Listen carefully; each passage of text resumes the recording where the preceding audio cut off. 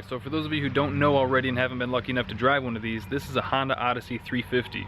Now to me, this thing is pretty far ahead of its time because this is actually from the early to mid 80s. This one is an 83. These things are just so neat, man. They're so much fun to drive and just thrash around. Like I said, this is a 350 engine. It's basically like a snowmobile setup. It's 2-stroke. It has like a centrifugal clutch down here, so it doesn't engage until you're like way up in the RPMs to try and take off. And when you're around people who aren't very familiar with that, it can be kind of embarrassing, them thinking you're just slipping the clutch a bunch, but no, that's just how they are. My only complaint is after you drive them for a little bit, the throttle's right here and it really does a number on your thumb. I really wish that they came with like a foot throttle. I understand why they didn't, but it would have just made it that little bit better. And they do have reverse. You gotta pull this up, push it forward for obviously forward, and then you can just go back into neutral and then pick it up and go back into reverse the same way. Look at that, has a handbrake. They come with like a full 4-point harness. These things are just so freaking rad, man, and they're so just like in their rawness, they're so 80s. Check this out. There's a sticker that says, "Warning, always use arm restraints." How badass is that? Now, unfortunately, this one is not mine. I've been storing this for a buddy for about 10 months now, I think, and he's only come out to drive it once in that time.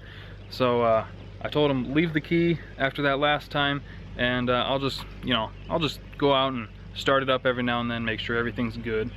But I think today we're going to take it out for a little bit of a putt and try to keep it rubber side down and have a little bit of fun with this thing. I don't know about you guys, but I'm super excited, so I'm gonna throw my helmet on. I might throw some gloves on just because there's some prickers out back on my track that I haven't mowed in like 2 years since I sold my quads, and I think we're gonna have some fun.